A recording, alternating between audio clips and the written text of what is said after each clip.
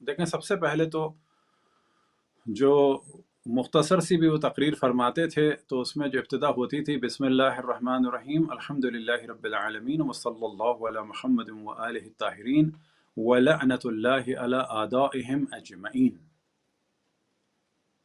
اور اسی طریقے سے جب وہ امام زمان علیہ السلام کا نام اپنی زبان مبارک پر جاری فرماتے تھے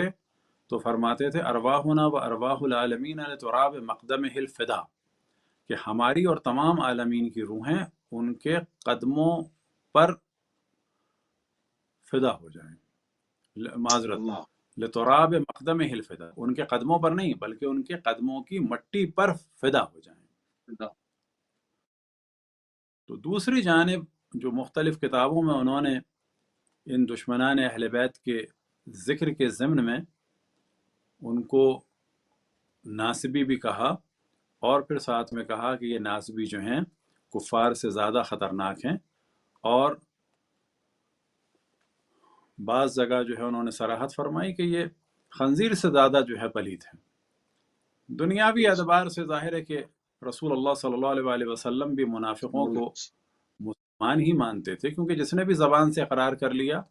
تو لہٰذا انہوں نے منافقوں کی نماز جنازہ بھی پڑھائی. تو یہ جان لینا چاہیے کہ ان کے نظریات کیا تھے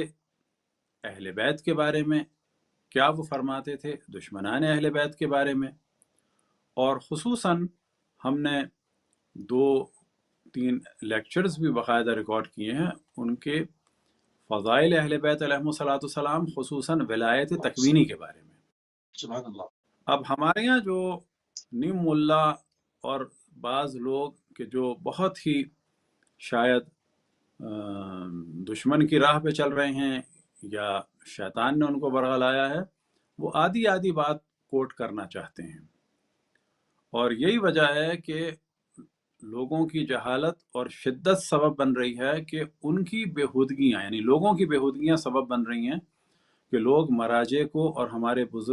بزرگ علماء کو گالیاں دے رہے ہیں، کیونکہ لوگ یہ سمجھتے ہیں کہ یہ شخص جو آل فال بول رہا ہے شاید یہ وہ نظریات بیان کر رہا ہے کہ جو ہمارے مراجع یا خصوصاً امام خمینی یا آقا خامنہئی کے ہیں. تو ہمیں ان چیزوں کو کلیئر کرنا چاہیے تاکہ مومنین ہمارے ان بڑے علماء سے، مراجع سے، چاہے وہ اس وقت موجود ہوں اور چاہے دنیا سے گزر چکے ہوں، ان سے بدظن نہ ہوں، ان سے دور نہ ہوں، صحیح. کیونکہ یہ بہت ہی خطرناک کام ہوگا. عزاداری امام حسین علیہ السلام کے بارے میں جو ہمارے مراجع اعظام کی روش تھی اور ہے،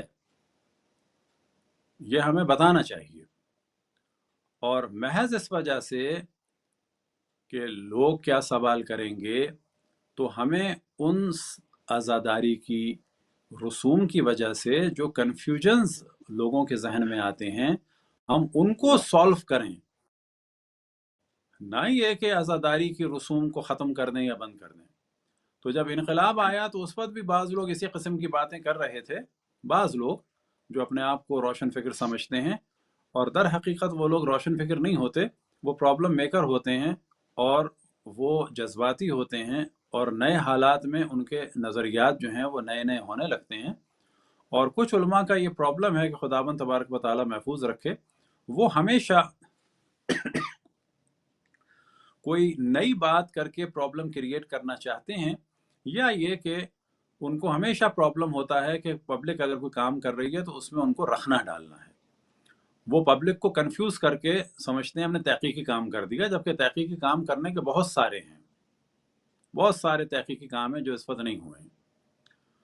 تو وہاں پر یہی باتیں اس قسم کی ہو رہی تھیں کہ عزاداری کو بدلنا چاہیے، اب یہ کرنا چاہیے، اب یہ کرنا چاہیے، اب یہ کرنا چاہیے. لیکن جیسے ہی پہلی محرم آئی یا ظاہراً چاند رات کو انہوں نے تقریر فرمائی تو ان کو ظاہر علم تھا کہ یہ اس وقت لوگ عزاداری سے چھیڑ چھاڑ کرنے والے ہیں، لہٰذا فوراً آپ نے اپنی اس تقریر میں فرمایا کہ اس سال بھی وہی عزاداری سنتی عزاداری ہوگی بلکہ پہلے سے زیادہ، اور یہ ہمارا انقلاب اسی عزاداری کی برکت سے ہے. اگر اس انقلاب کو باقی رکھنا ہے تو عاشورہ کی حفاظت کرو. اور یہ کہہ کے انہوں نے سارے ان فضول لوگوں کی فضول باتوں پر پانی پھیر دیا۔